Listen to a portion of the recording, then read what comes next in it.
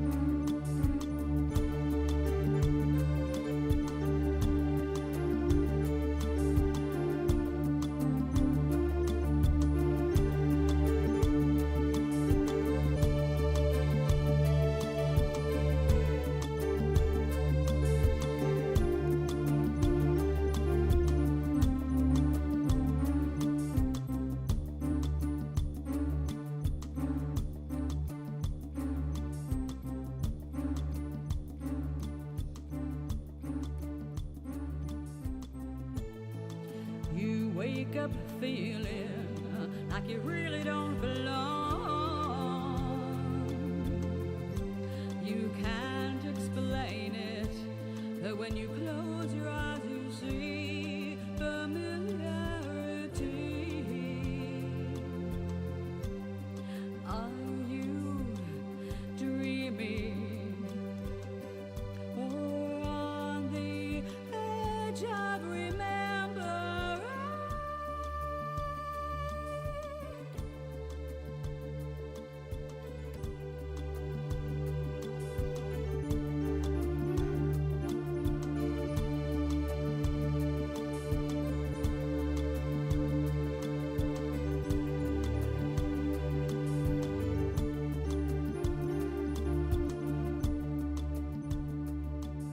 Who will you be tomorrow?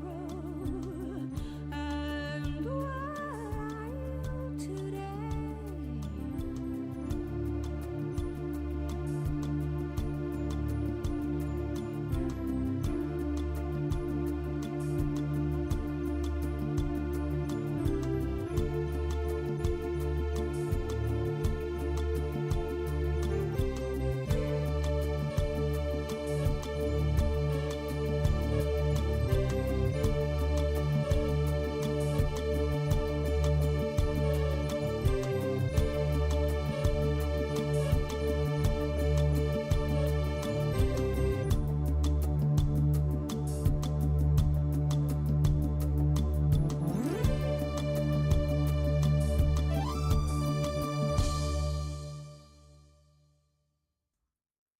La la la. Okay, darlings, we're back. Thank you for coming here to visit.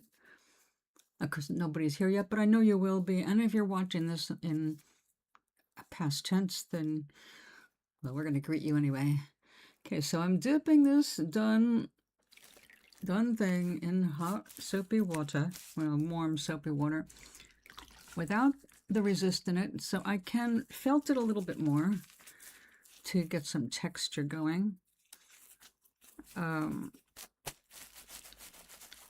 It's all merino though, and that is kind of a risk. I don't want to displace this stuff. So let's see how it turned out.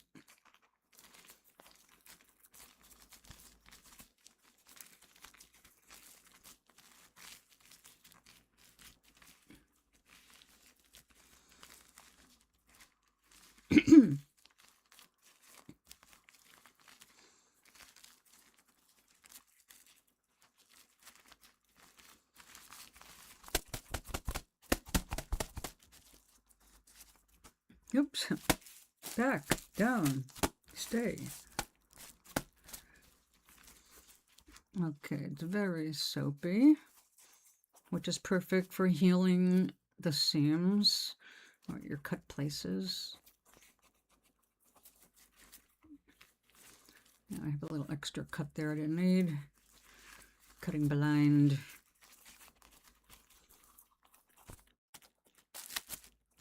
Now, it doesn't look quite like a vessel, but it's getting there.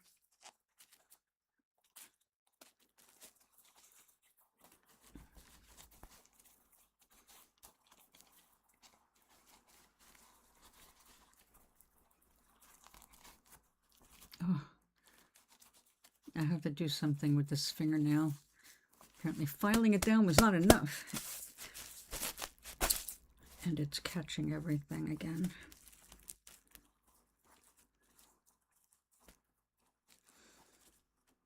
Okay, you stay there for a minute. I'm going to go over here. Oh, wait. I don't have to go anywhere. I see a nail file right there. I have a permanently weird fingernail from shutting it in my car door many years ago. So it grows, but it splits. And becomes just a catch place. So I have to always keep this fingernail short or use professional gel polish, which seems to hold it together for a long time.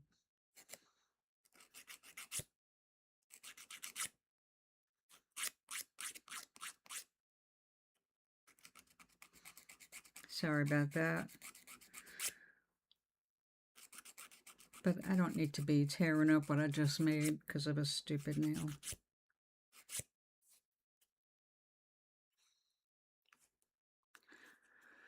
I think we're good. Well, no, in a minute.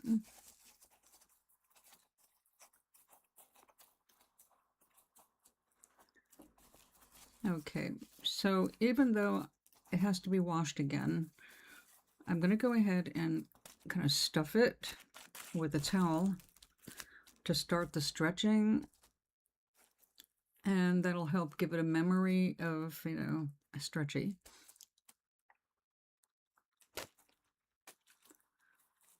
Then I'll pull it all out, wash it, and stretch it again.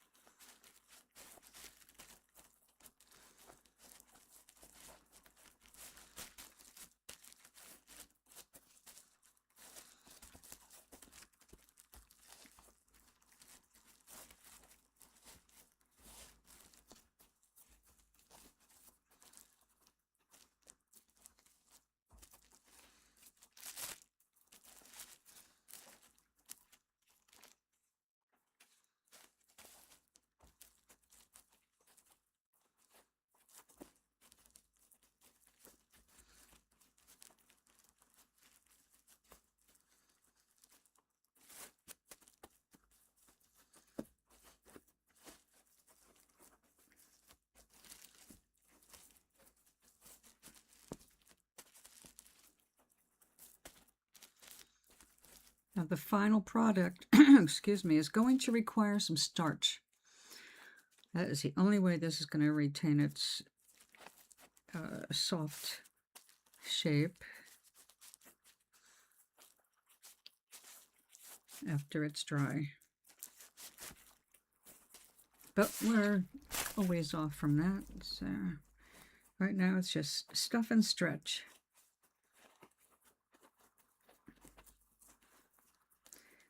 Of course, you don't want to do it so much that you push something through the side of your product here.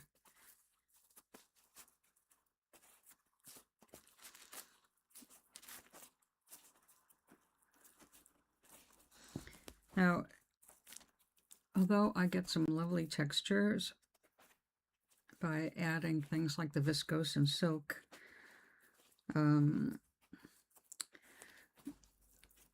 for doing vessels, it's really better to make sure at least one layer is Corriedale or something a little coarser than the merino.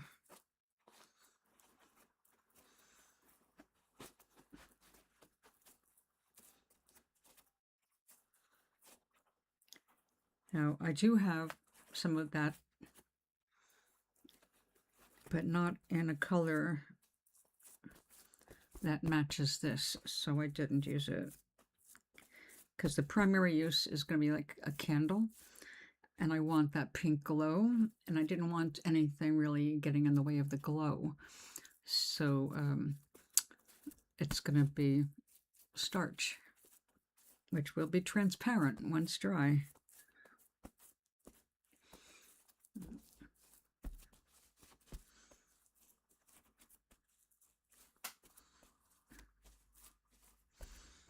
Little pumpkin-esque. It's just a little vessel. It's going to be a vessel of light. Now you see the difference in the pinks, which will show up after it's all nice and dry, and there's a light inside of it. So you've got the light pink going on the bottom, the rose over the light pink, and then we've got the orange viscose.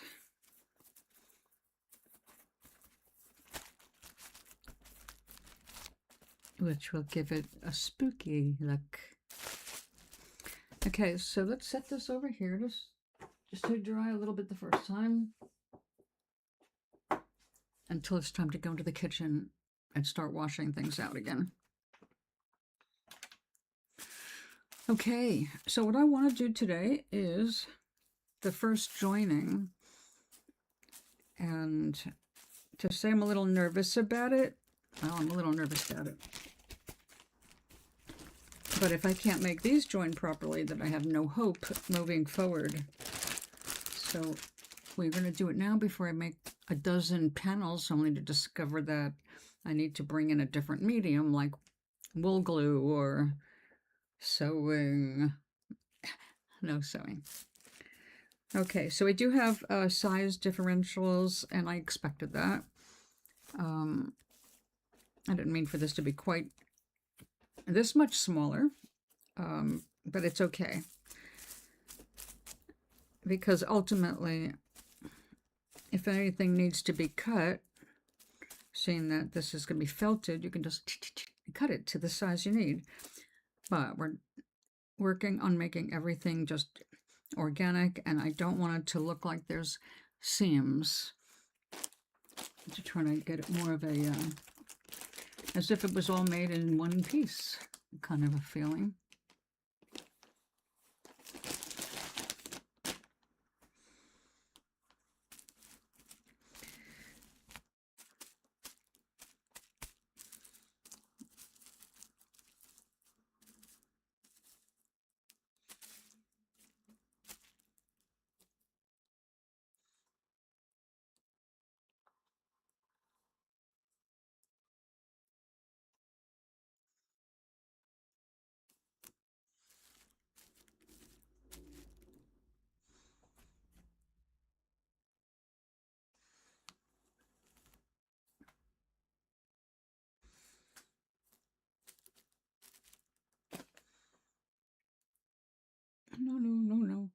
No pink.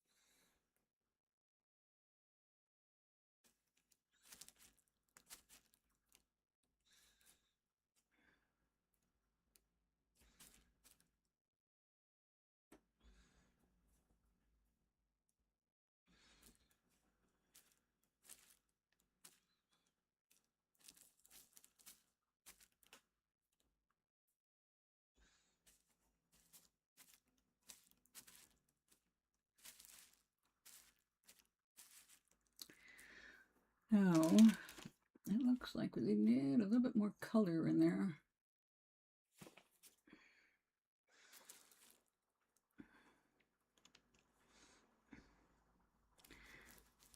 Like that. Otherwise it will not be disguised.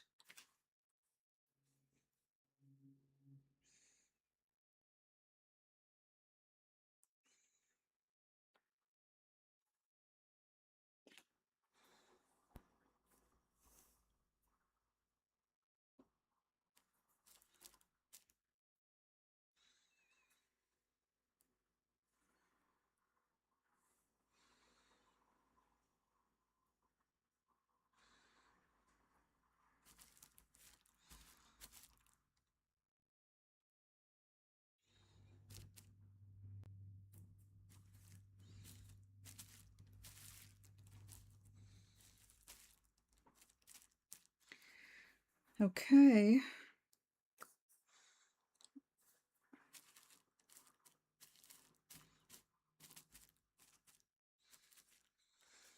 First we have to wet it.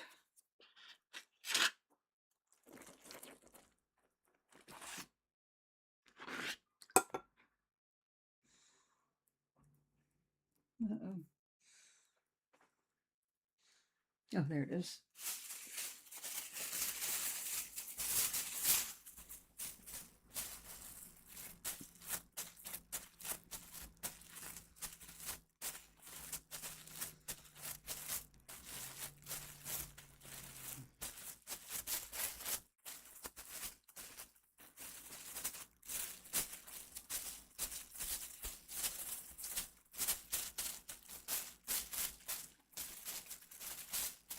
Stay down.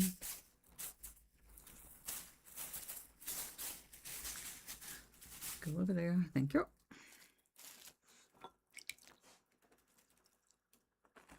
A little more wet. Hello, darling. I'm okay. How are you? I have had a very busy day. A little winded today, though.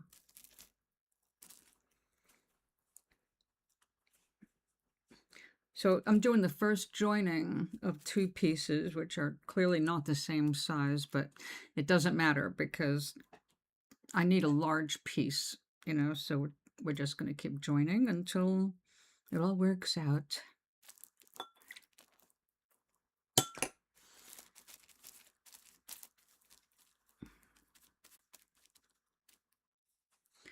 Okay, so now we're going to need some holes at the same time that we're doing all this joining, but that'll help it look more like one piece anyway.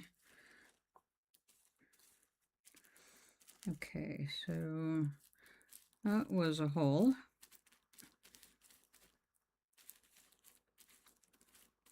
It looks like that hole needs a little more wool around it, actually.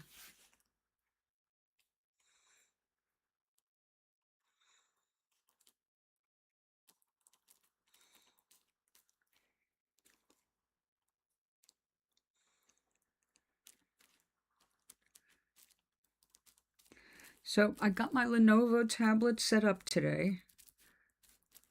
It took about 2 hours because I wanted it to be as free of Google as possible, so I would have 100% privacy from Google.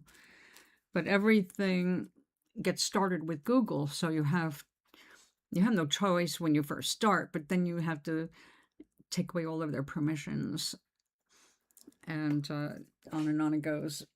So I'm set up now so I can still use my Google Docs for as long as I want, but I have a invisible, a ghost ID, like my writer's ID, because it's really just for doing my writing, and I don't want any pop-ups and all that kind of crap.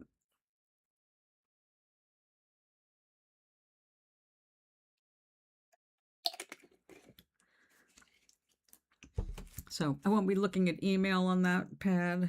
When I'm on that pad, I will be a step removed from the world, which is okay with me. All right, we need some strength over here. It looks like I had one right there, but we're going to go ahead and add to that a little bit because we now have multiple layers now that I'm joining one side to the other, or one panel to the other.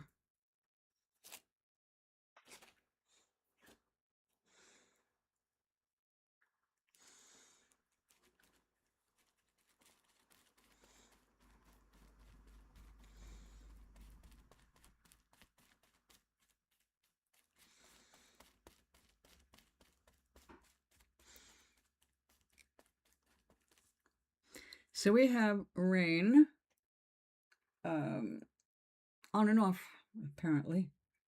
It looks like the faucet's off at the moment. It was raining pretty heartily a few minutes ago.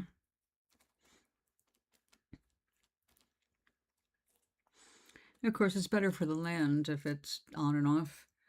So things have a chance to sink in and reach the water table rather than run off and cause problems.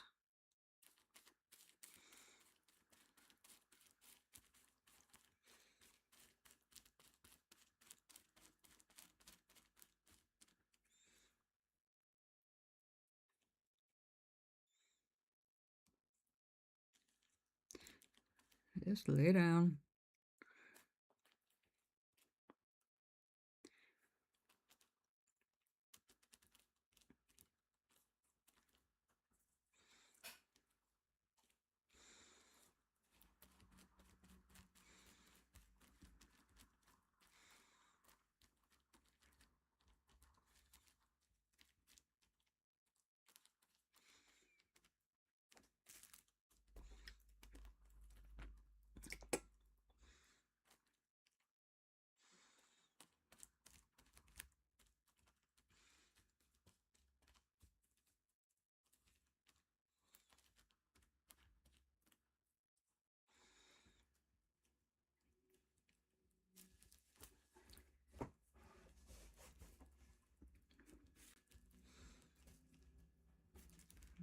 Yep, we definitely need one right here.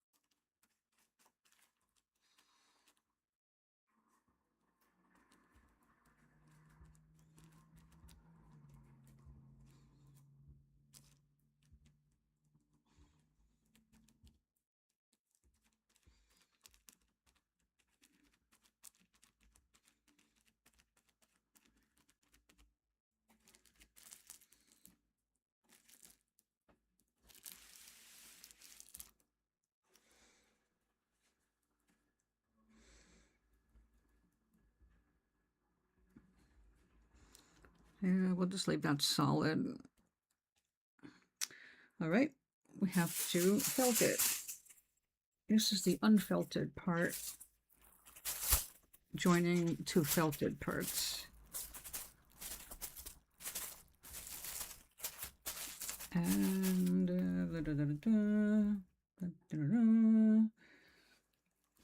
this works very well.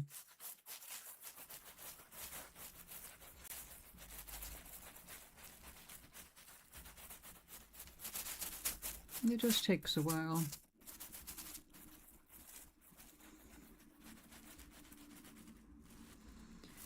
So it's Saturday. Not the kind of weather to go out in. And I understand that, do you have a heat wave right now? Or just that getting ready to start? I just saw Ryan Hall, y'all. And I'm hoping it's not our current prediction, but it's saying that we're going to be under a heat dome with no end in sight. It's like, excuse me? That's more like, I think, the Southwest, Midwest, or maybe it is the North, South, East, yeah, down by you.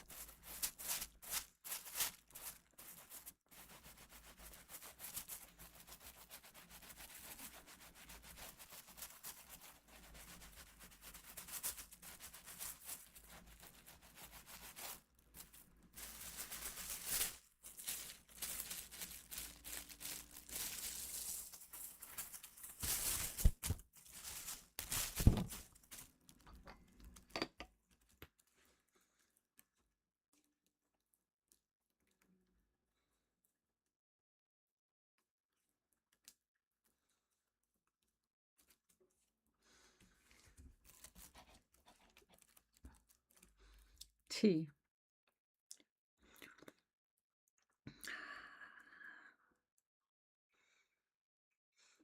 Yep, perfect for a day like today.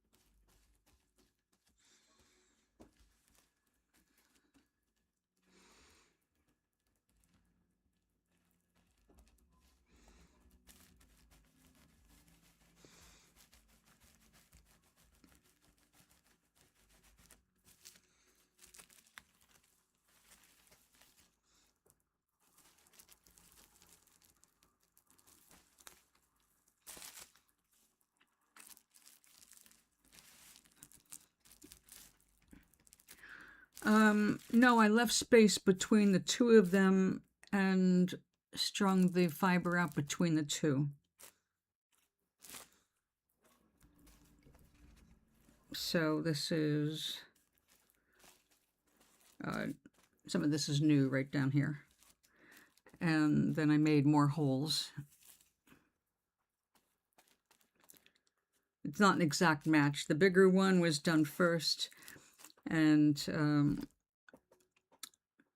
I suppose I should have just brought that out to kind of lay my stuff up next to it. Although when I did this one, I was kind of dripping off the edge, and I regretted being quite as wide. I like the size of the panel, I just don't have the support.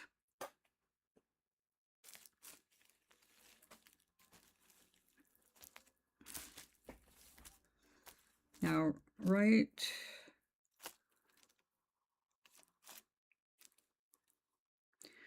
one of these pieces was an end-to-end because the way it, these aren't exact.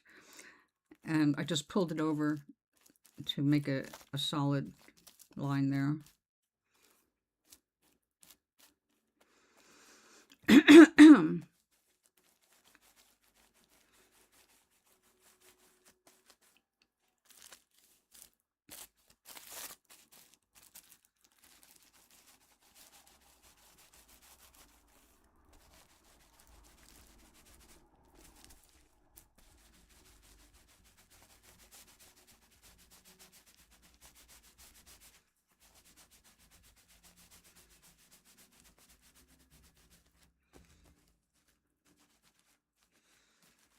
Washing this is a little nerve-wracking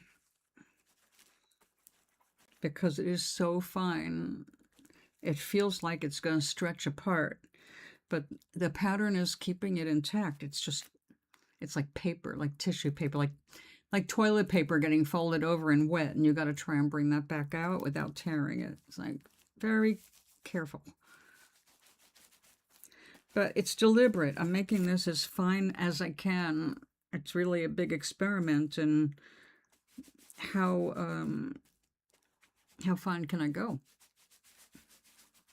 Well, it still remains intact.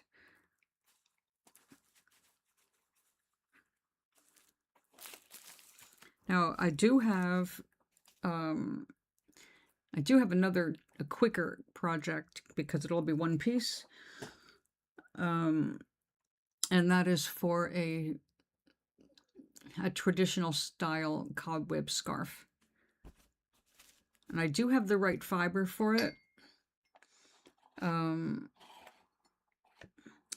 It's another one that's going to have to be done like in stages, kind of roll it, because any scarf I wear is going to be a long scarf.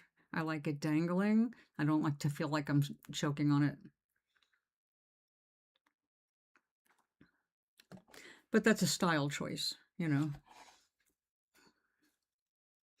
For some people, this width is perfect, but I also like things that are just, very narrow. Like something like ribbon-like, but larger.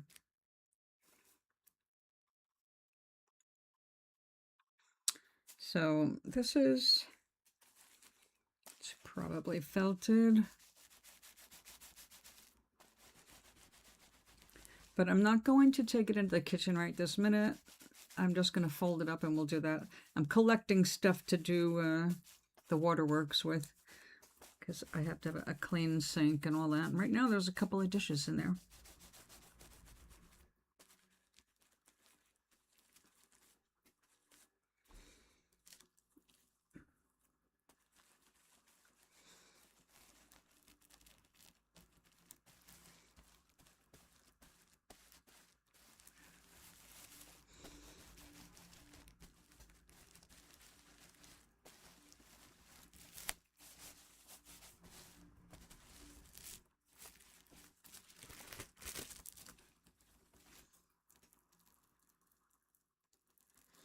Yeah, it's working. Okay. So let me get the dry stuff over here. Keep it dry. Now we have to do this differently. I don't want it to fuse together while it's wet.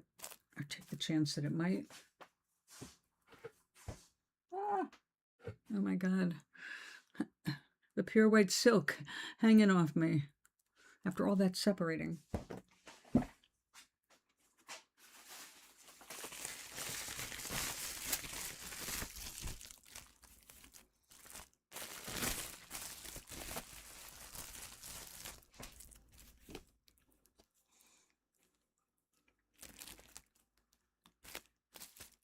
There.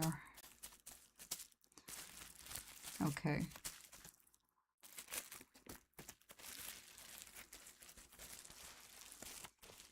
We will just set this aside where it can't damage it. Over there for now. Thank you.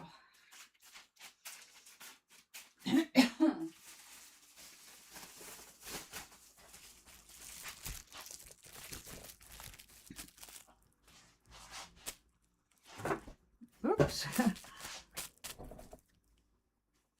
A Molotov cocktail. Okay, so this is the thing I made yesterday. It's going to look pretty after it's done, but it's not... The external look about this was not really what I was going for with this. It's the light it's going to make when I put a light inside it. All the pink and the gold. It's just going to look nice and warm. And that's all I want out of that. Therefore, this one is for me. I'm not giving it away.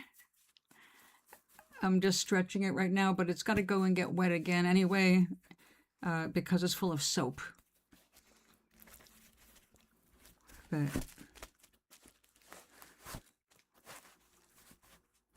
I love these little towels.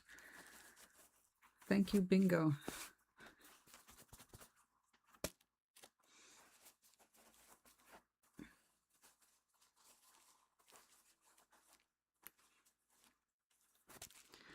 So after I wash it and stuff it again, I can only stuff it so much because it stretches. This is merino without anything bulky to help it build up a shape. So I'm just going to fill it out again like it just was, but maybe a little less even. And then as soon as it's dry, we're going to starch the hell out of it and make it stay in a shape. Merino is going to just go like this one. Now this is holding its shape a little better because, as you already know, it has Corriedale wool as the turquoise layer. This is a more coarse one that you don't want against your skin, but it gives this some shape. So when I used this exact wool, the green, over it for some design and color, it crinkled and gave me some, unique features. But one thing it didn't do is make it strong. So if I want this to stay without having something in it right now, starch is the only hope. So you're going to go in the kitchen too.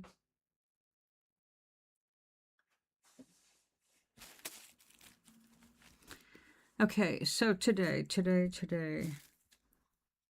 let me think. 4 o'clock already. I got so busy with the doing my Lenovo pad that I lost time I wanted to spend in here. But also, it's a day for cleaning.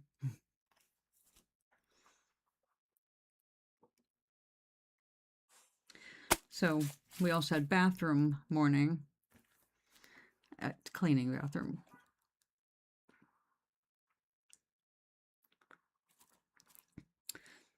And my pea shoots are growing so fast. I'm actually going to have soup for dinner so I can cut some of my greens down. I don't know if you remember when I planted them, but they're like really super reactive to the light. Like they just, any kind of shift in the jar and they just move like, whoo. It's really, go over there.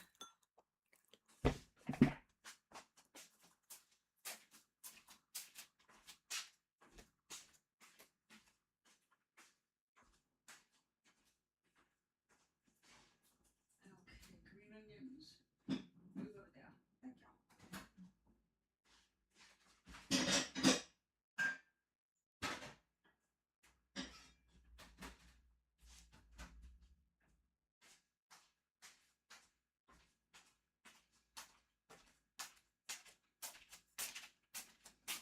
And check this out. These are speckled peas. That is just mind-blowing. And this is just the first run. I'm going to cut them down and put them in my soup tonight, and they're going to give me a second harvest. This is from 1 tablespoon of speckled peas. That just blows my mind. Oh, I missed the show. You just got here. I've only been here for 42 minutes. Hi, Gary.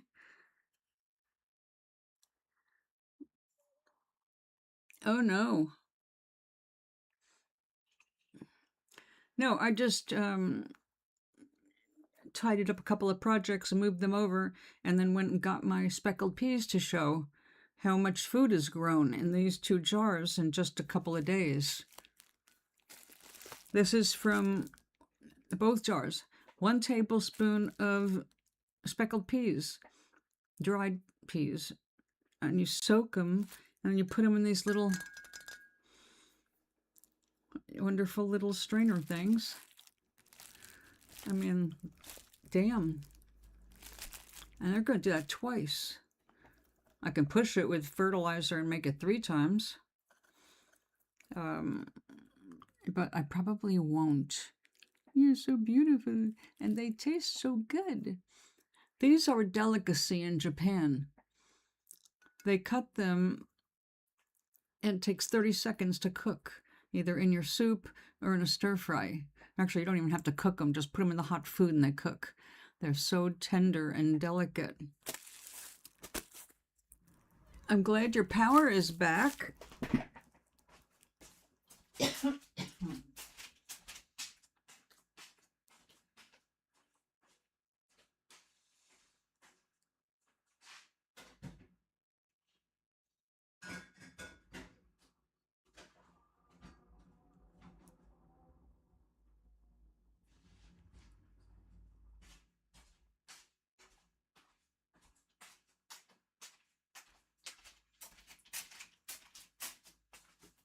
These are 7 peas. 7 of your normal grocery store dried green peas. 7 of them. This is harvest number 3. Well, they'll be last harvest tonight. Excuse me.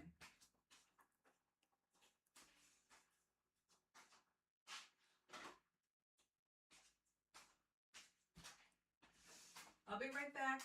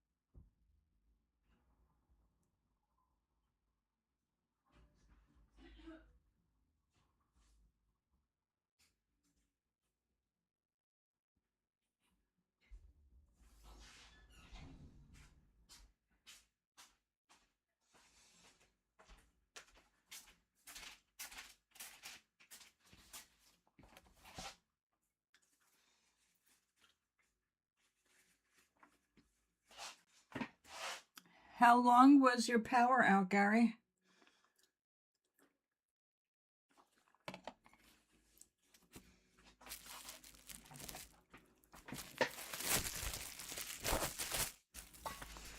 Okay, we've got our scrap pile, and I did not reduce enough because I'm overflowing, and when I get to that point, it annoys me. I only have so much room. So we're gonna, yeah, do one of those things.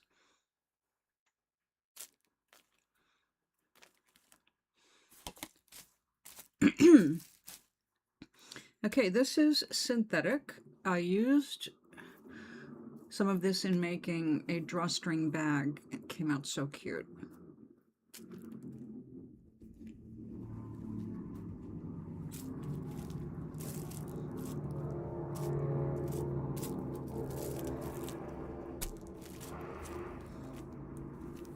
But it's all synthetic, and synthetics do not felt. You can try, and we're going to try. But you have to lay it into, actually, what am I doing that for? We're going to do it the other way. Let's lay out the stuff first, and then we'll come back with that, because we're going to need some of this to hold it down. So let's see, green, green, my world is green. This is some of the really crappy, but very hardy. This is the exact kind of chunky yarn I was just talking about. Wool is not yarn. See? Short staple. Will chunk right up. So this was sold in a kit, basically just people who do needle felting and doing very small projects where something like this is enough to last a month if you're making tiny things. If you start wet felting, it hardly gets you through 5 minutes.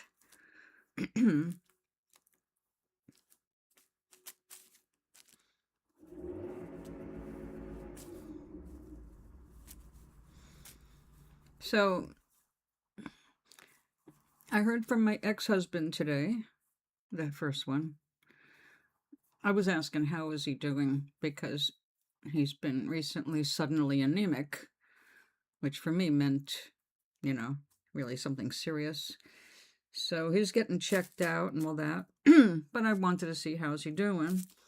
How is he? Say, yeah, I can't even speak anymore. Anyway, I was excited to tell him, I said, you want to laugh? I am going to the Ledyard State Fair next month.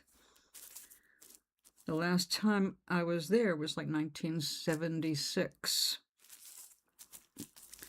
Possibly even 75. And the only reason I was even there was, well, I was living around there, but I was one of the entertainers. And aside from it being a gig, I had to be concerned about my equipment and all of that. So I wasn't looking around the festival and seeing what else was going on. But I didn't remember until later, my very first husband actually was also there. And we got a really great picture of him in the sun. Big smile on his face, wild red curly hair. He was a ginger. Still is. He's still alive. Anyway, that I think I fell in love with that picture. It was just so cheerful, and he was probably, I think, dressed in a Grateful Dead something.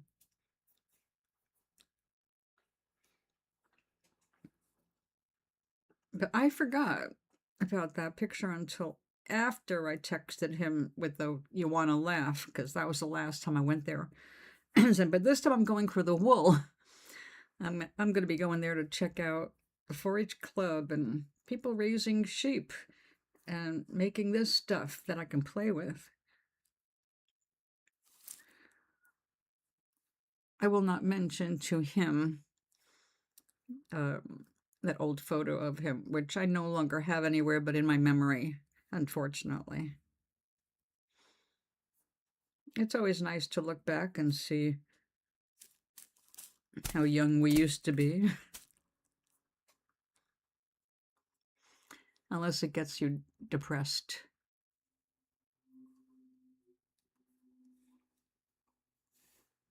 Is it? I'm just babbling while I'm working. So how long was your power out?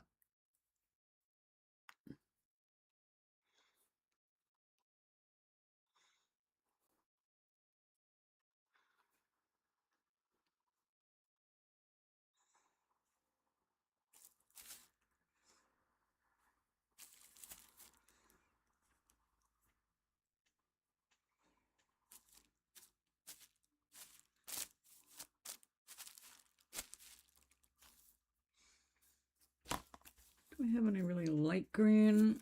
Oh, a smidgen of light green. Excuse me, I'm very congested today. Not really sure why.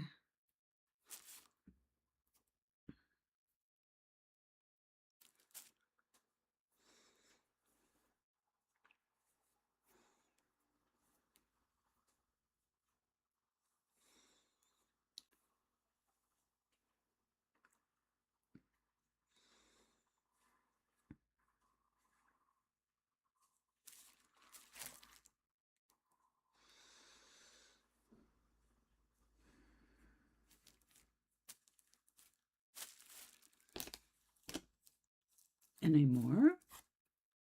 Oh, we got a little bit here. Seek and ye shall stumble upon it.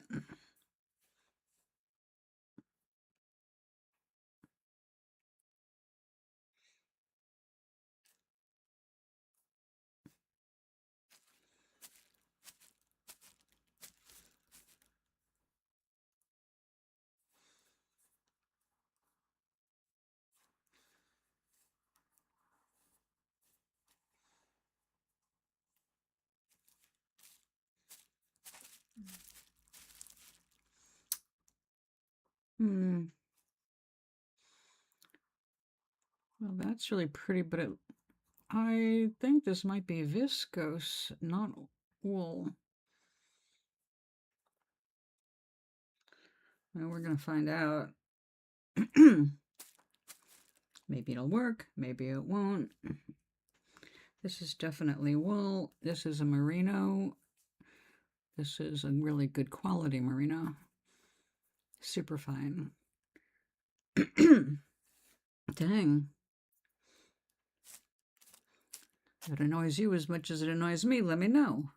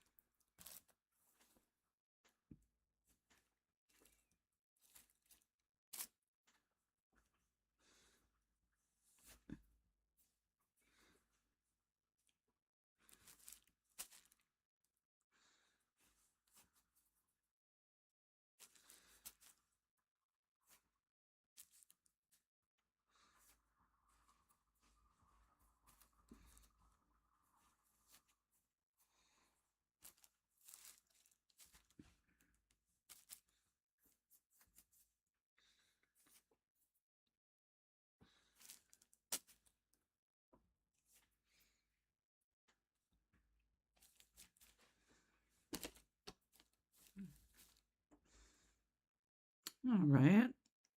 What can we do with this?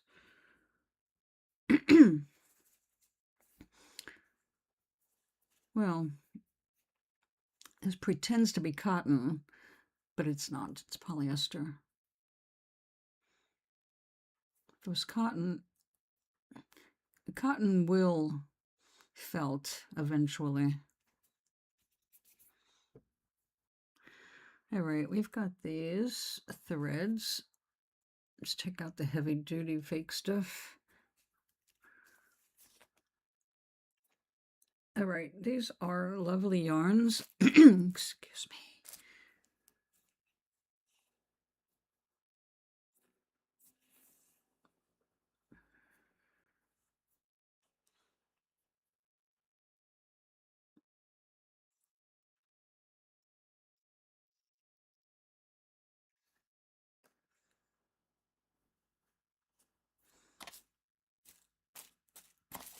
Over there. Stay there for a few minutes while I figure this out.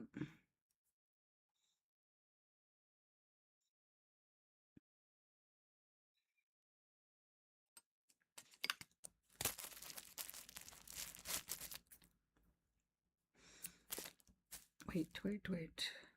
What if we do that?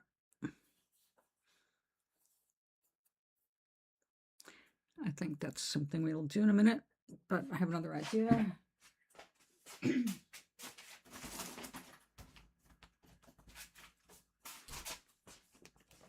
How about a little blue sky?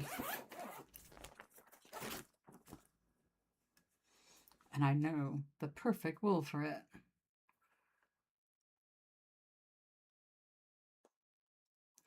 You can comb cotton into it. Cotton doesn't like to do some things because it's a very short fiber. It will felt eventually, but so will like alpaca and llama. They also lack the scales that wool has. Nevertheless, yes, it will eventually felt in.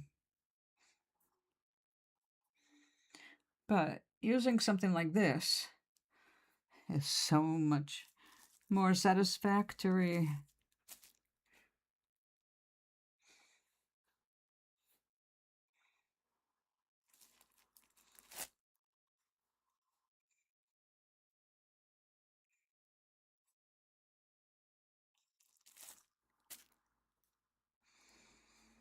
Now, I'm being amused by, and flattered, but it's amusing to see the woman I give these pieces of paper, pieces of felt to cut up into bookmarkers for our library.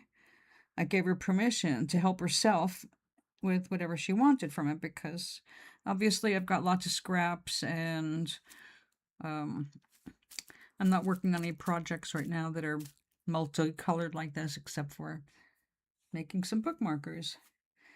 But I went to her office the other day to show her where I was along the lines with the black and white purse, and she's got my stuff all over her walls. So I hope you don't mind. It's like, oh my God, that's thank you. You know, it's like you like my stuff enough to hang it up.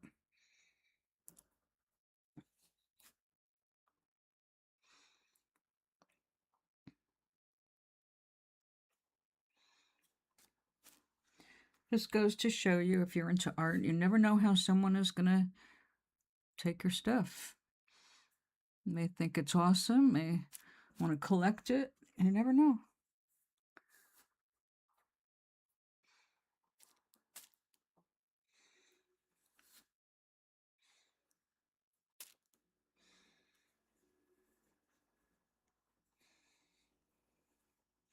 It's a shame that fear of criticism keeps so many people from expressing their artistic sides, trying to measure up to some invisible standards. But, you know, it's like comparing yourself to a master after you've only had one lesson. It's just, of course, you're going to suck. Why would you be as good as somebody who's been doing the same painting for 40 years? You got to start somewhere.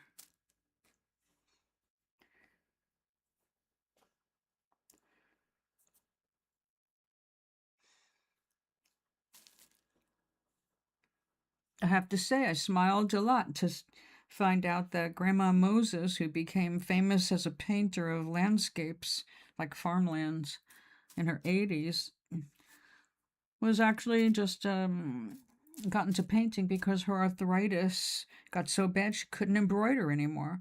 Well, no one was out there looking for her embroidery or seeing great talent in her embroidery. It was just something that she did for because she loved to. and turned it into painting. That is, painting because she couldn't express herself with the needle and thread anymore. And suddenly she was discovered. So it's all perspective.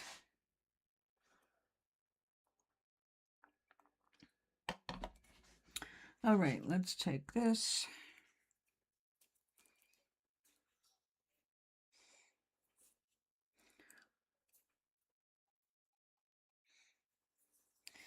We'll end up with leftovers to trim, but that's okay. All of this is experimentation. It ends up with gifting the library with something that is secretly testing by me.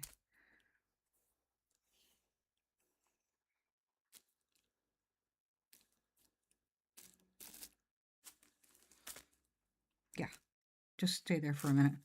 It will get wobbly, but I want it to start out straight.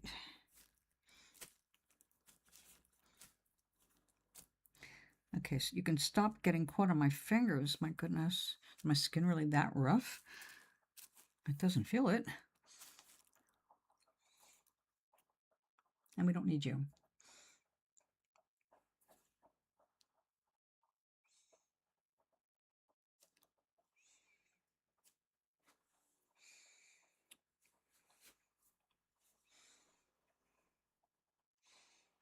So this has to go this way now.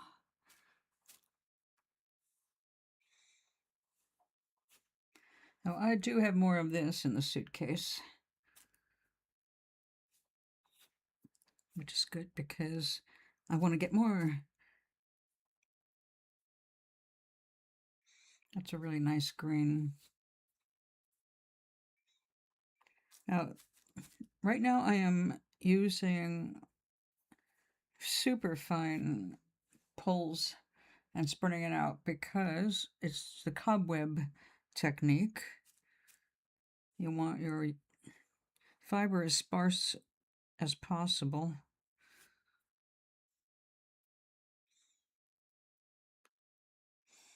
And merino, usually it's so floaty, it just shakes apart, which is perfect for what I'm doing.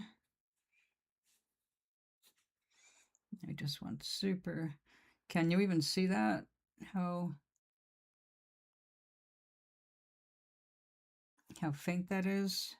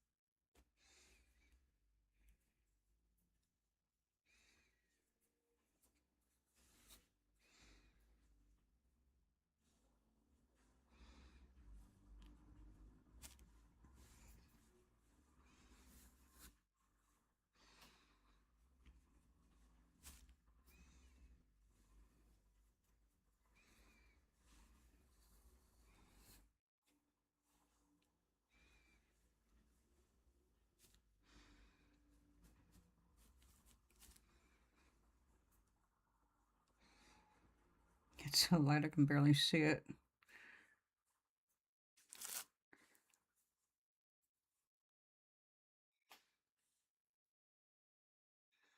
This way.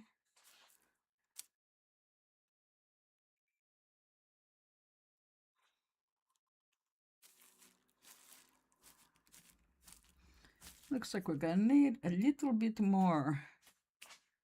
Hold on.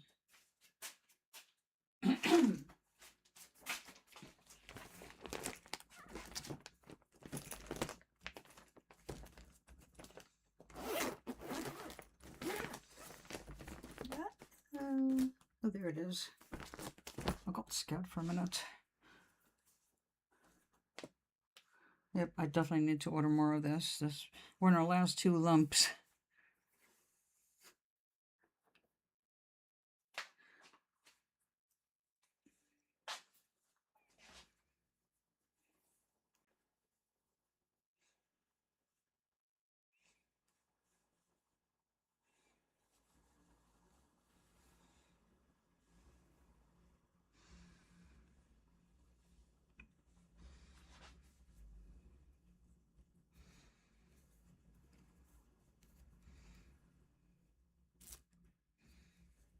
Yeah, it should be just about invisible. That's kind of like the perfect place.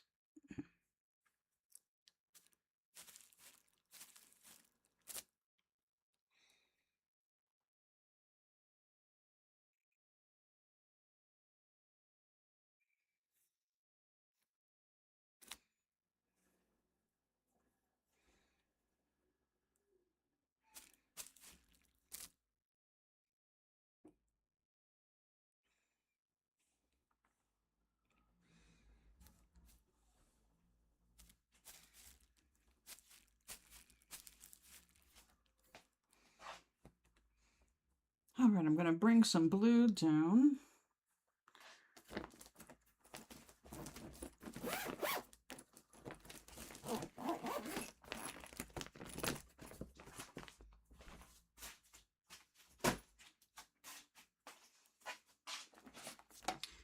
This wasn't exactly what I was expecting, but I'm really glad I got it.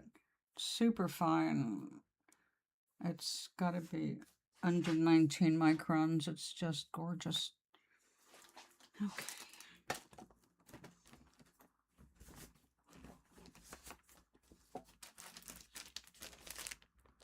Yeah, why not?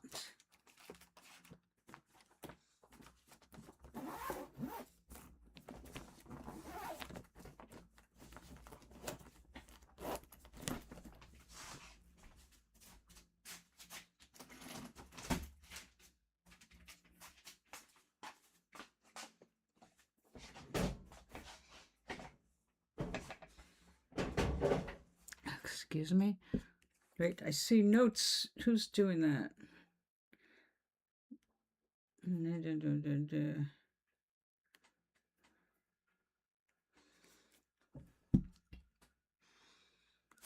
Okay. Let's do it again. Now, after I lay this out, I'm going to throw down a little bit of viscous on top. We'll probably flip it over and then felt it.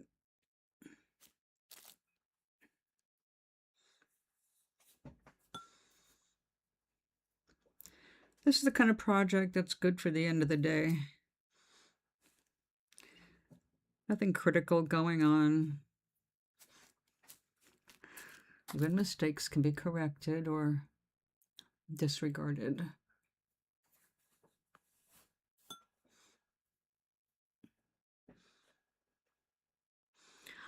Don't you go there. There.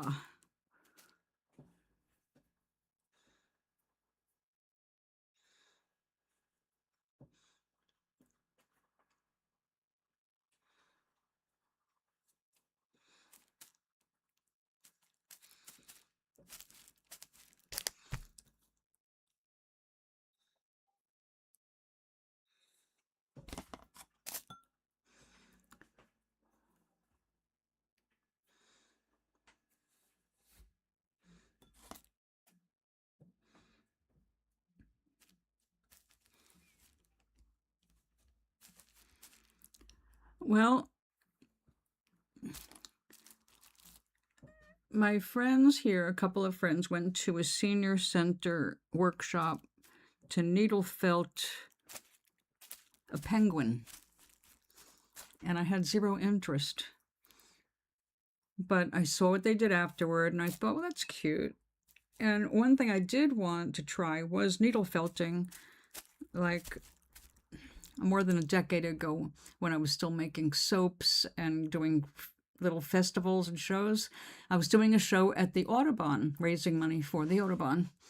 So I had my soaps, and somebody who was needle felting teeny weeny animals had the booth across from me. So all day I could see her working because, you know, Audubon shows do not attract millions of people walking through. And I was fascinated, and she showed me how it was done. And I thought, someday I'm going to have to check that out. So I did look it up, and it looked like, okay, well, you need to buy these needles, and you have to get this wool fiber stuff, And that's where I lost interest because I was busy with so many other things at the time. But then, after seeing my friends having such a good time, and they invited me to go take a workshop, I was like, no, it's all right. Because by then I realized I didn't really want to sit there poking the wool. Once I tried it, I was like, But I got all these little balls of yarn or wool because I wanted to try the needle felting, so I ordered a kit from Walmart, which turned out to really be from Temu. So I had this, and I thought, well, while I'm sitting here eating lunch, I'll go look up felting here on YouTube, and I found Living Felt. And when I found Living Felt, the first thing I landed on was making a cobweb scarf. And as soon as I saw the technique, my brain exploded. It was like, this is the missing link. This is what I have been needing.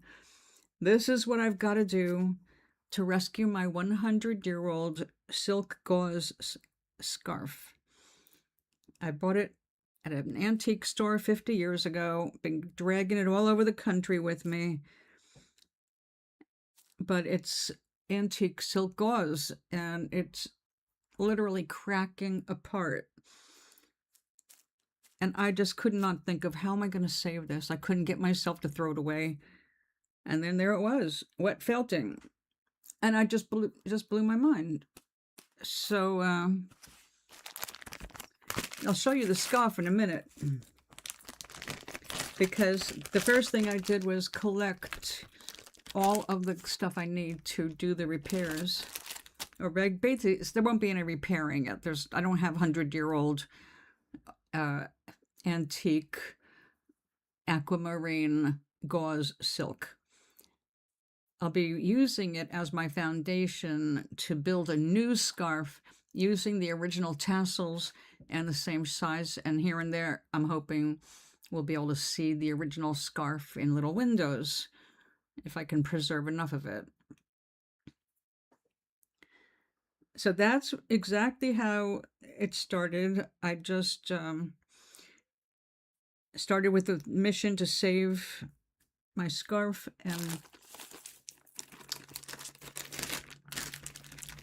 yeah, just even watching it, it was like, this is something I have to do. And since I've started doing this, it's like the medium I've waited for my entire life, which is really weird, considering how many different things I've tried and done artistically. I mean, I sold art supplies, for goodness sakes. I got to try stuff as it was coming to market. And this is definitely like, yeah, an updated version of felting, because the old way is very limited for people. The new way that they figured out in the 90s makes this accessible to pretty much anybody. Oh my God, if you're lucky enough to live in sheep country, or where they're gathering wool and they're looking for ways to sell their wool, I mean, you should be in seventh heaven.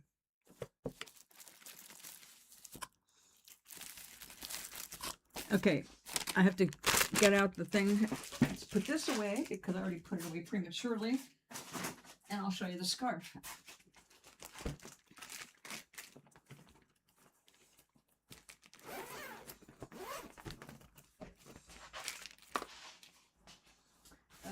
But first, let's take some precautions here.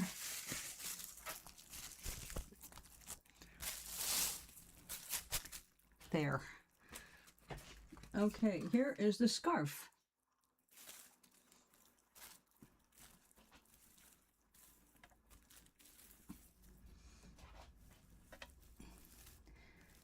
And as you can see,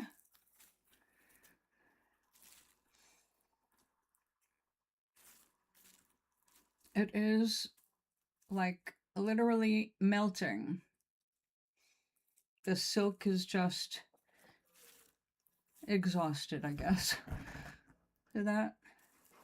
But see all these silk tassels? Now, like I said, it's 100 years old. The tassels no longer match the aqua of the silk. But look at how they're attached. I mean, they're just sewn right through. So I'm going to preserve all of the tassels, and I have collected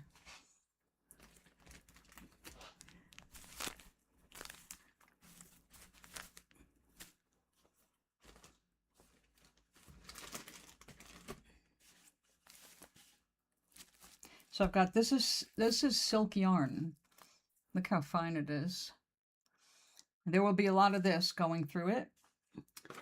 So we'll be connecting end to end and preserving the strength of the whole thing. And I've got a dark and a light green, but I may buy more of this, but I'll probably be mixing to get this color and this color more together. So we have this very beautiful pale, but not a lot of it. That's merino. We've got this, which was the first stuff I bought thinking of that, but then, no, wrong color match. I've got this, it's called Bally, wrong blue. See, blues are really fussy. I thought reds were bad. Blues are just as tough. But we do have a perfect match for the viscose. This is going to look gorgeous in that. So I've just been assembling everything that I need to do this project right. Because once I start, you know, you can't stop in the middle of it.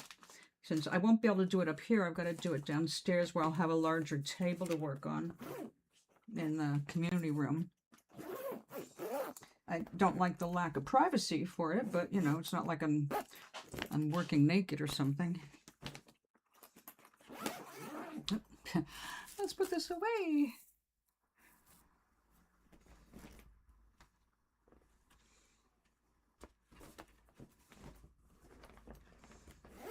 So that's the whole story, how I got into it.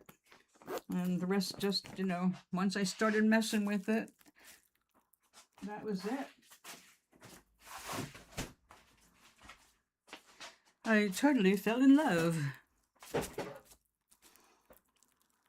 My good project is going to bed. Oh, and thank you. Oh, yes. Well, I'm not going to do anything if I don't enjoy it. Well, other than cleaning the house, which is kind of like you have to do that. There'll be more of that tomorrow. But I'm done with the cleaning for the day, and I am about to finish up with the felting for the day. Because we're going to go ahead and put the water in this right now.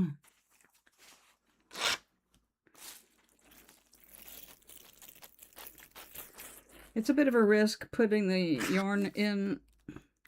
Yes, I can get it to adhere. That's not the problem. Really, the question is, do I really need that kind of thickness for a bookmarker?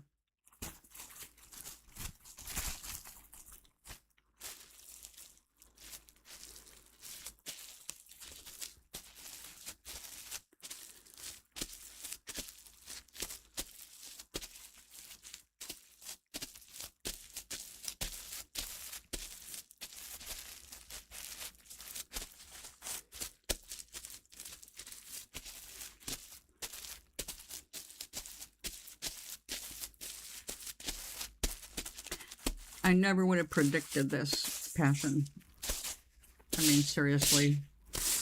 If you told me about it, I would not have even looked. The idea of playing with water on my desktop without it being contained in a little jar, like washing my brushes off, I would have been completely turned off by it. I mean, really not my speed.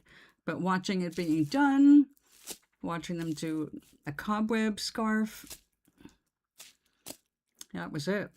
It filled my need at the moment, and then, yeah, the actual touching of it, the whole feeling loose fiber become a piece of fabric.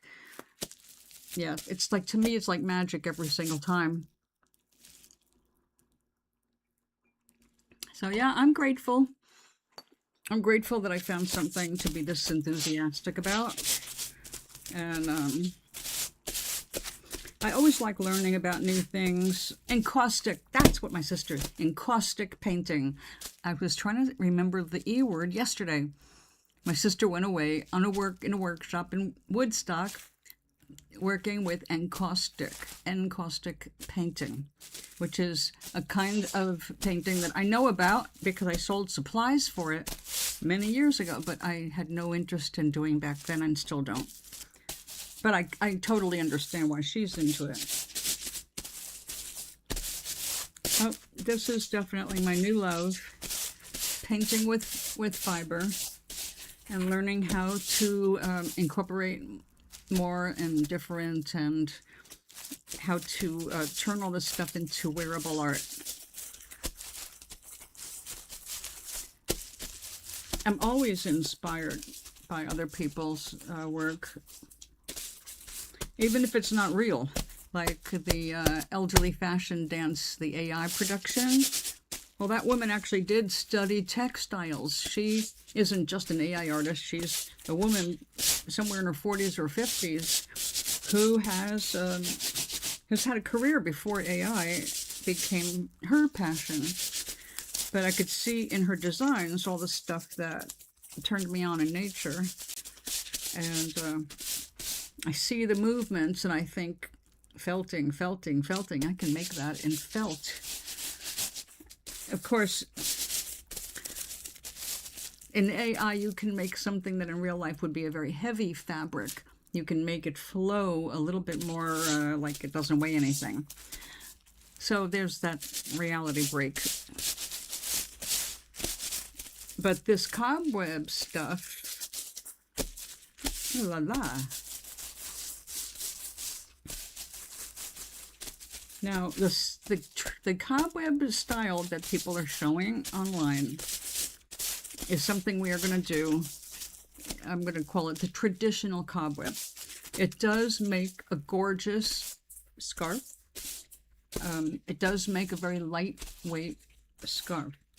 But all the fibers go in one direction, which to me is like, it's really pretty, but is this stable for long-term wear? I don't know. They're doing it. But, you know, my cobweb scarf, when I tested it, my test piece,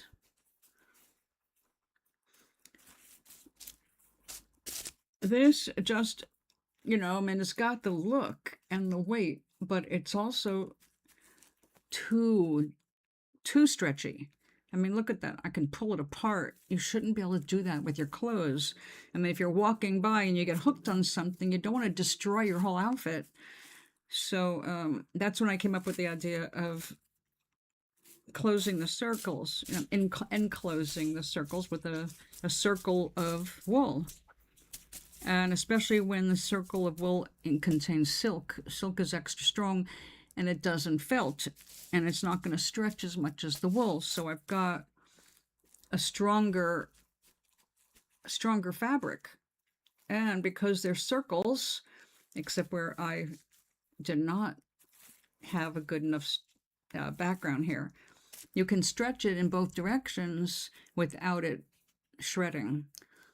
So knowing my lifetime of being a klutz, having things that are less, well, I want it to look delicate, but be more indestructible than my normal stuff.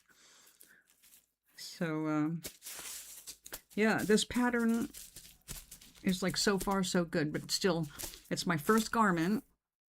And no doubt it's going to teach me a lot, like all my vessels and lanterns.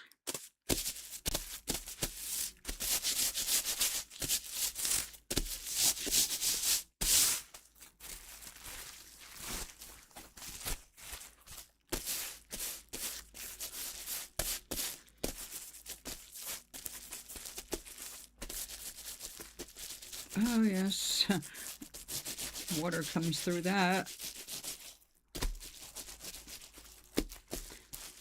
You gotta use the non-perforated stuff.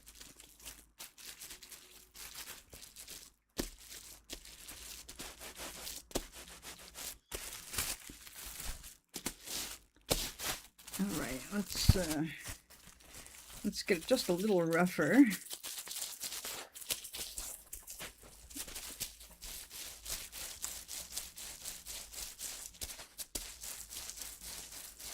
The rolling is a necessary part of it. If you don't roll it this way, you need to roll a pin across it. You have to kind of agitate, gentle agitation, to get those fibers to knit.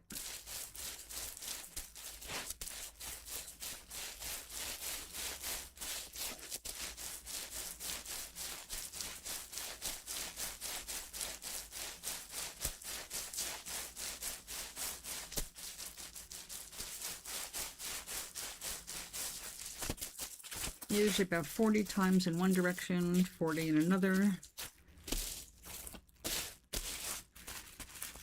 Getting sloppy.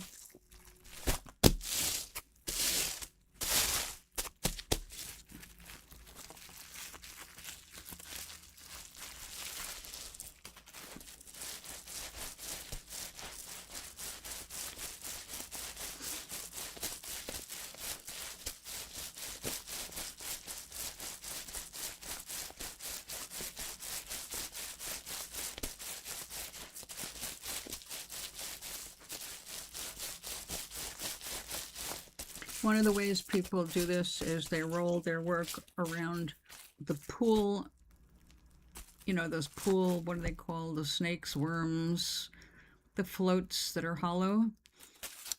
Those things are so useful. Even my favorite grow your own site has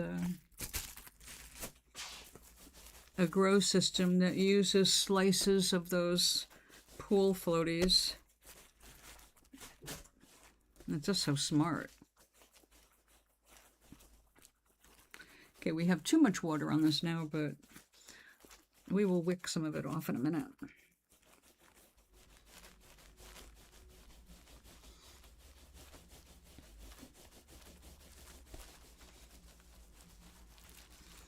Now, if I want to be really clever, I should have made these little things sticking out the top, so they could be sticking out of the top of your book instead of it just gonna get it cut off. But I'm not usually thinking very hard at this time of day.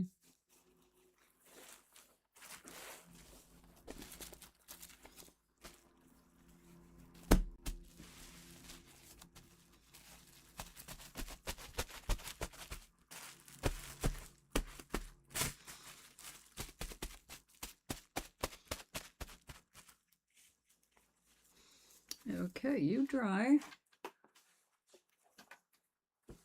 I have little drying spots all over my studio. Looks like it stopped raining for a minute.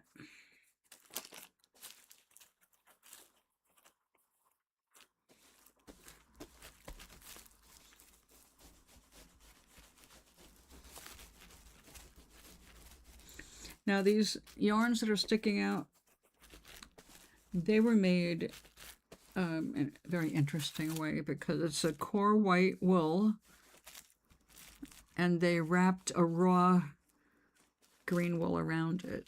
So it's made a yarn of its own, but it's got these little loose hairs that can felt better than the string by itself.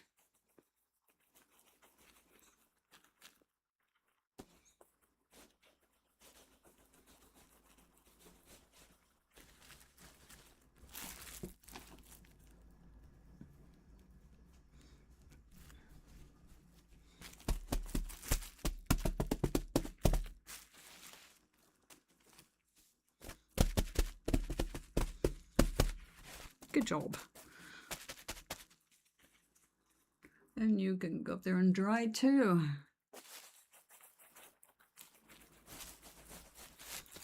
All right, let's peel and look. Now it's going.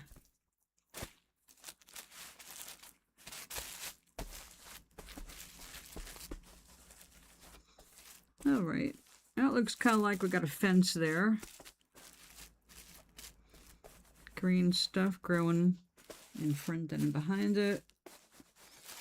Blue sky, puffy pink clouds.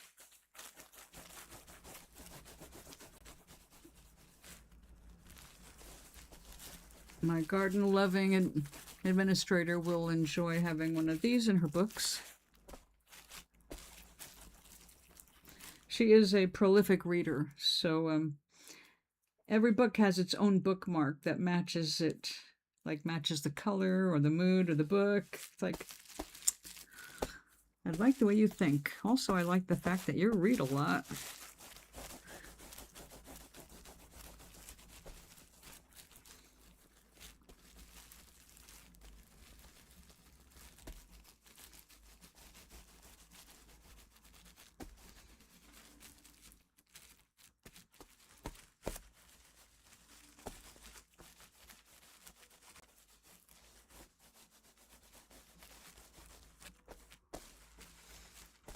I love how the viscose moves when the wool starts to shrink. It gets all wiggly and wild, like lightning.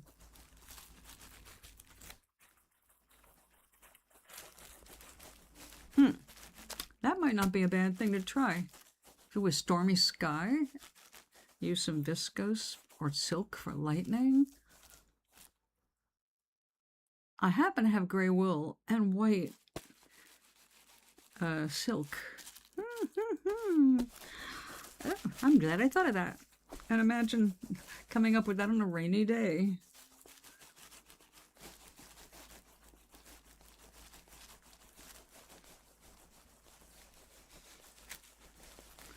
Yep, it's fabric now. Pretty much.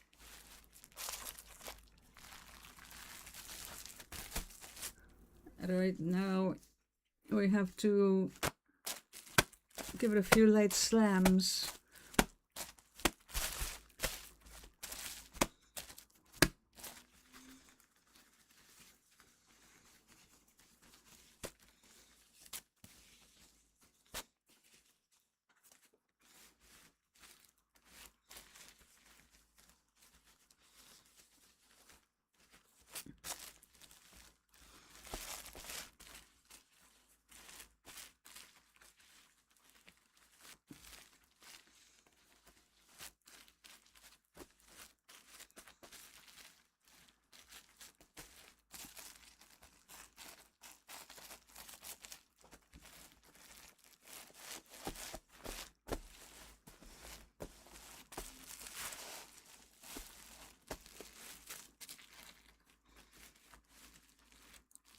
So just a couple, 3 weeks, 11 days and 1 week. So yeah. First, the Ledyard State Fair in September, and then the Rhinebeck State Fair, 57 days away. I don't have as much time as I used to. I have a collection of books. I read most of what I have. I do have a couple of novels that I still haven't dug my teeth into. But the reading has slowed down. Now it's more of well, I'm reading a book that's about the archaeology of humans and a cross between archaeology and anthropology that paints a very different picture of humans and their civilizations than what the old timers taught us. And I'm really enjoying that, but it's dry reading. It's not written like a novel, it's informational.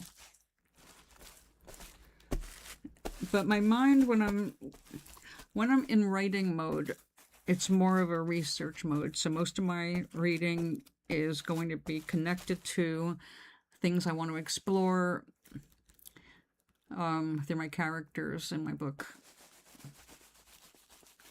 That's also one of the things for wet felting, because at the time of this discovery, I was looking for all the different, because I've got a character coming in from Earth who's going to get stranded for a while on Namaris, on the island of Gazebo. They're going to have to find something for him to do once he realizes he's not in paradise or in hell, he's just on a different planet. No one just sits around and does nothing. And the nature of where he lands demands that he get a grip on his thinking. And the only way he can do that is by them focusing him on tasks. But he was an accountant in Britain before he got transferred to what might look like an island paradise. And so they have him try different things. We already, because of another storyline, will have weaving, and we have glass making already. Basically, it's an island where they have to produce everything. So there's lots of different things for him to try. They keep trying to get him to focus on things so his mind calms down and doesn't wander as much, because on Gazebo, your thoughts have power. I say it's the same power we have now as humans, but because it's on Gazebo, it's accelerated and immediate, where here things take a while to manifest.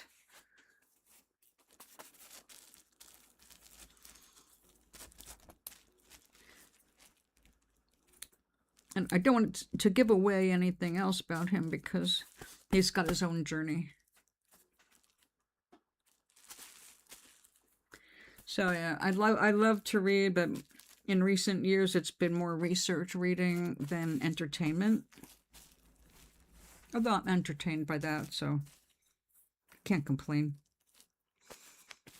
Although some stuff I've had to use AI to at least find the stuff for me to read. Like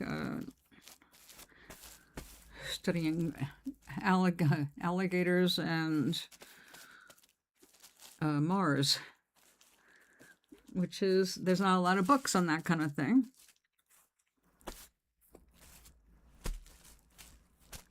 How about you?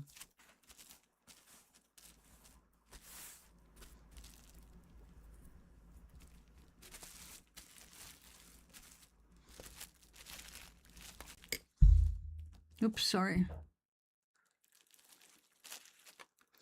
Okay, this is ready to wash the soap out.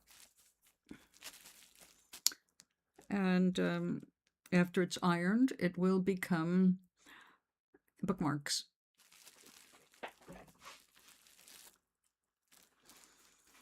I wish I knew about this when I was reading, going through books like crazy. When I moved in with my dad, I had a reading list that was stacks. They stacked books in my bedroom, and I had to go through the stacks.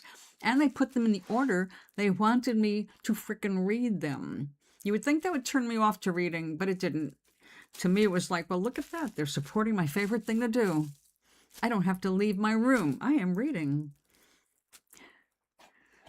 So I did go. Also, I had to make sure that I was ready for handing an oral book report on everything I said I read.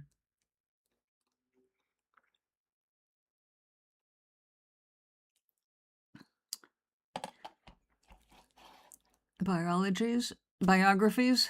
Looks like you got spell checked there. Although if you're interested in biology, so am I. I'm guessing that you started to write biographies.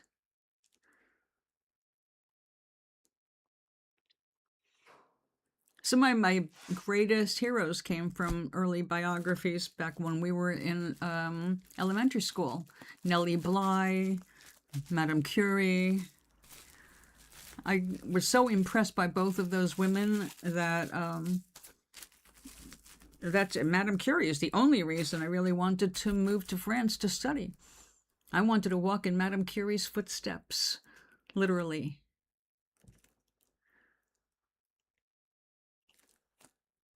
I had a feeling. Yeah, spell check. A lot of fun. Who have you read recently that impressed you?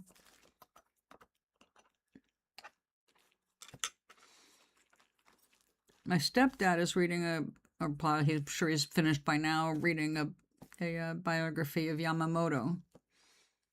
He's found it fascinating.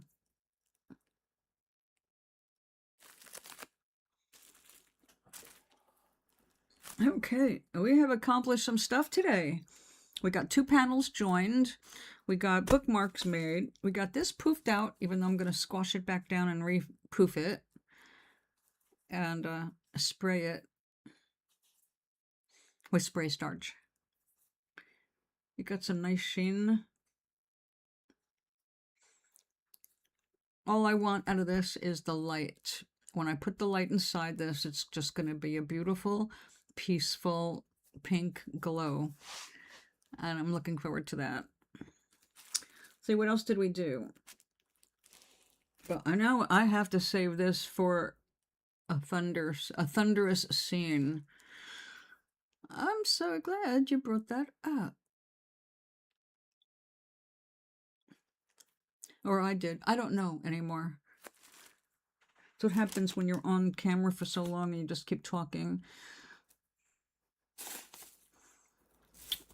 Okay. Oh, there is one more thing I wanted to do. This. Oh, no, not this one. I'm not giving that to anybody. That's for my hat. Where did you go, little one?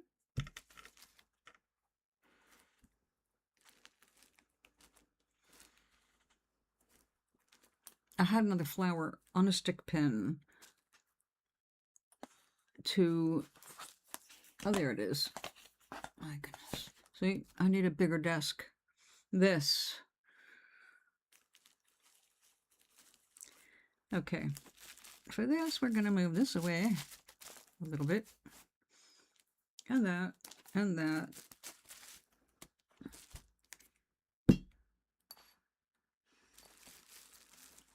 Hello, darling. Well, it's been past that for me. It's 5:11. 5:11. Oh my God. Okay, this is... I shouldn't even do this right now.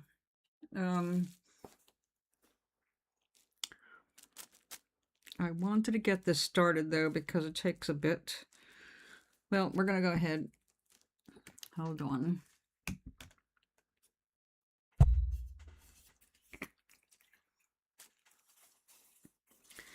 I went looking for a liquid form of starch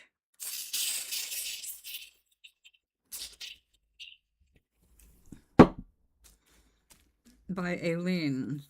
It's fabric draping fluid. And I have to order it online from Walmart if I want it.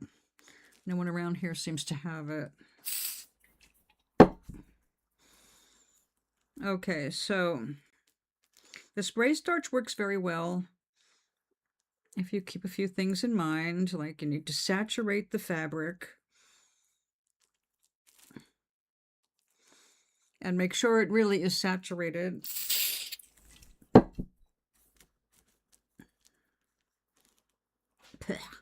You don't want it sitting on top of this or it just turns white, you know, like dandruff. So you have to really get that in there. It doesn't smell bad. It's just, I don't like things that aren't air.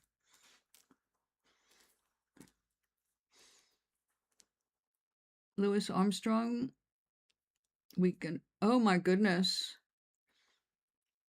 That's got to be interesting.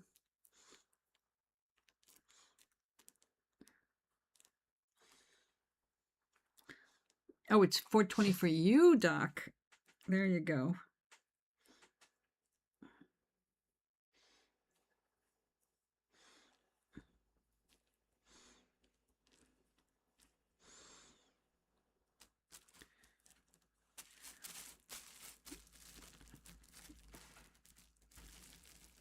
The new evil? What's the new evil?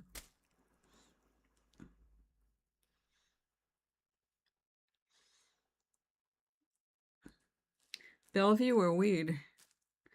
Which is nothing new for me.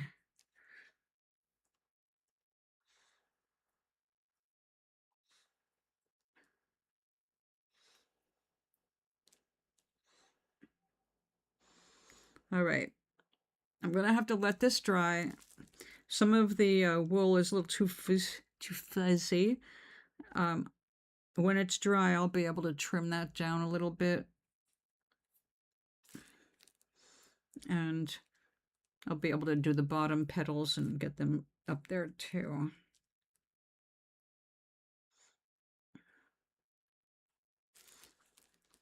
Okay.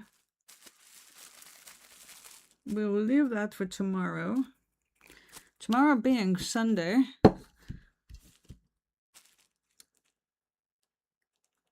Modern serial killers. Got back from food pantry. They gave out a whole watermelon. Oh, awesome! Modern day serial killers. Oh, God.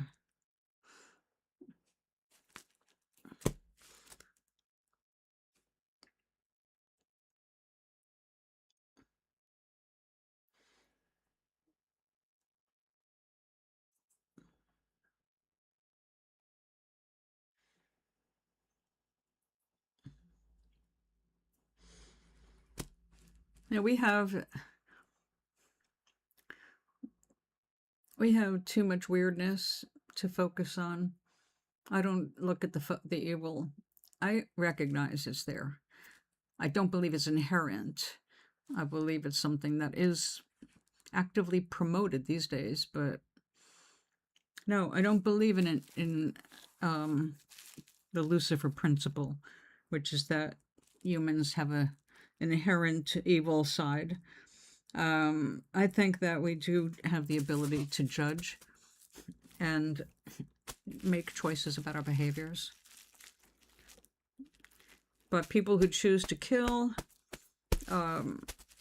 especially if they have, been planning multiple things, like that's a mental illness that I don't feel compelled to explore, because I had enough mental illness in my surroundings, growing up. So I want to focus on what makes me feel good and uplifted, and not let my vibe get dragged into other people's psychosis.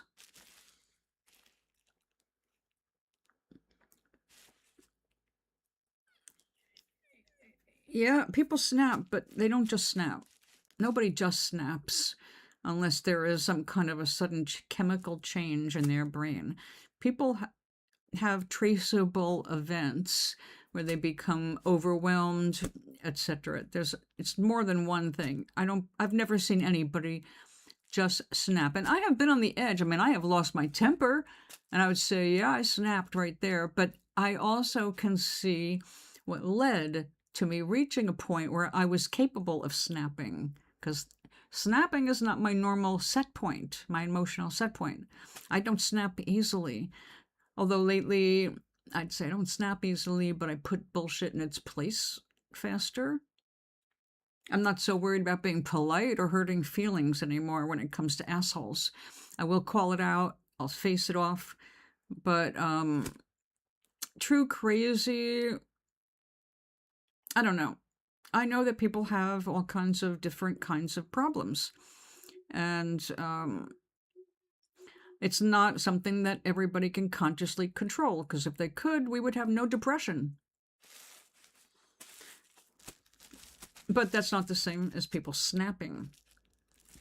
When you take enough abuse and suddenly you react, that looks like snapping to people. I think that's just the point where we say, we've had enough. We've taken all we can take. And now you're going to get what you deserve. Or what have you. Well, see, that's a good question, and I know why it comes up so much, because I have watched both of those arguments, be debated. I do believe the nurturing overrides a good deal of anything else. I'm just looking in my own family, looking at their mental problems and what influenced them and the different places. Like, I've got 3 younger sisters, and they're all 2 years apart, and I'm the oldest by 7 years to the bottom one. And I was one of those weird ones as a child. Matter of fact, I just saw something for the first time yesterday that made me go, wait, what? Rosie O'Donnell was talking about her autistic daughter, but she was explaining the kind of autism. And then she said what made me freeze. It was like, she was very verbal. She had an amazing vocabulary at an extraordinarily young age. She saw things going on and just saw, well, of course that's the way. That's common sense. Well, see, I was like that. By the time I was, 7 years old, I was scaring older people, like adults, because they couldn't understand what I was saying. Not because I was gibberish, she's speaking in gibberish, but because my vocabulary was more advanced than theirs. My vocabulary has decreased since that age because of people being so unable to understand what I was trying to convey. So I had to tone my vocabulary down consciously. And I went through high school just trying to be average. I did not want to stand out. I didn't want advanced classes, although I ended up in some. It was all about I just wanted to be like everybody else. I didn't want to be a standout at all. But the other thing that she said, it was about her daughter that was surprising and too much like me. Well, I forget what it is now. But it was another thing. It was just 2 things that made me just like, really? I've never been tested like that. I've had lots of IQ tests, but as an adult, they were voluntary, As a kid, my father was into psychology, so we got tested at 4 years old and up. But, if you're told what's going on as a child, I think it warps you. I think it warps your expectations about yourself. It's not easy to fit in if you think that you're different. And I think it's that's what's more inherent, that our society raises people to feel different, or they feel different because they're being told to be a certain way, like in a mold where you can't be that way. We need to nurture people's individuality. And we limit them. Like when we're little and they're saying, oh, you're a girl, so you can be a mommy, you can be a teacher, you can be a nurse. Nobody says you can be a doctor, you can be a lawyer, you can be the president. They don't say that to little girls. So what are we teaching little girls? We're teaching them that they're not up to the task when we already know that we would never have made it to the moon without women mathematicians. That's a fact. But we're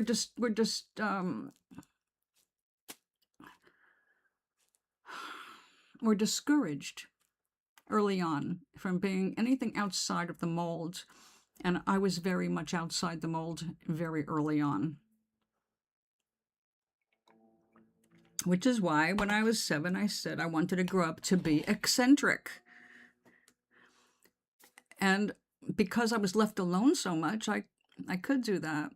I could do my writing and my music and my reading and just keep going on by myself. But I watched my sisters. They did not have some of the benefits that I had early on. I had my first 4 years were extremely peaceful, except for my grandparents arguing all the time. They wanted a divorce as long as I knew them, which they never got.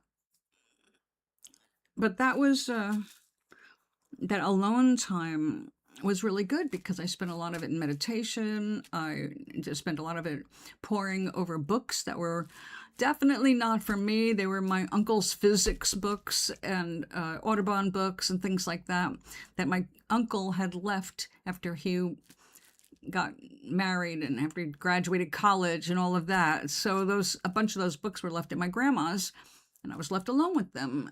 And I can't tell you what they were all about because I didn't understand at 4 years old. But that didn't stop me from trying to understand. And my father taught me how to use a dictionary and encyclopedia early. So yeah, I definitely had advantages. But my sisters, unfortunately, most of their growing up was with a stepfather who was a horrible, evil man and a bigot and a misogynist. And I mean, all the bad things you can think of that an adult male could be, that was him. So looking at, me, I had more advantages than the next one down. She had fewer advantages, but still had some that I had because of only being 3 years younger. But the two youngest, no, they had none of it. And they ended up the most depressed and depressing people I know. So I can't say it's genetics because we have really excellent genes when it comes to, well, lots of things, really. I would have to say, well, when it comes to that, I got the worst case scenarios. But everything else really was on our side. And the two youngest ones are like warped. And the next one down is semi-warped. Not in a bad way, but over the years I've discovered that she can't tolerate a whole bunch of normal human kinds of things that most people, especially if you've been a mommy, are used to handling. So don't know, but I do know that my mother was a narcissist, and she didn't like children after they were past the cute stage. Didn't really like answering their questions. She just liked to dress them all up, like we were little dolls. But we were very well behaved, so she didn't have a lot to yell about. She just wanted to live her life, and we were kind of superfluous to her. So unless somebody was interested in us, in which case then she was interested in us. So I can see why I think I got the best of the family, while they think I got the worst of it, which is really strange. But yeah, I definitely got the most nurturing at an early age when it's really important. Your first 4 years are crucial to the development of your character.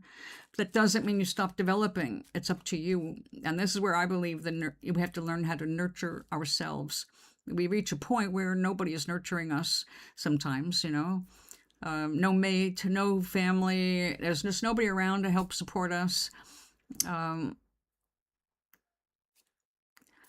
I think it all matters. Everything matters. So I'm going to go with nurture over nature, but you can't ignore nature. I mean, they are intertwined. You cannot ignore different things any more than you can ignore the coloring of your eyes. These are things that you were born with, tendencies, because of the way your hormones are. I mean, blah, blah, blah. We do have nature affecting us. I'm the only one in my family that ended up with scoliosis. It skips a generation, and I was the firstborn, and I was the one that it landed on. My 3 younger sisters, no, they're great. So I guess you get some there and you give some there. What about you? How do you feel about it?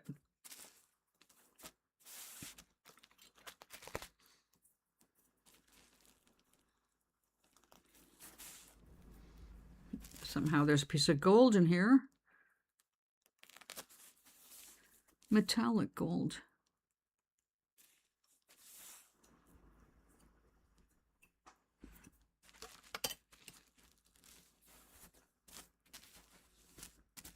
Okay, so we have silk We're saving for later. This is needing to wash. This is needing to wash. This is needing to dry.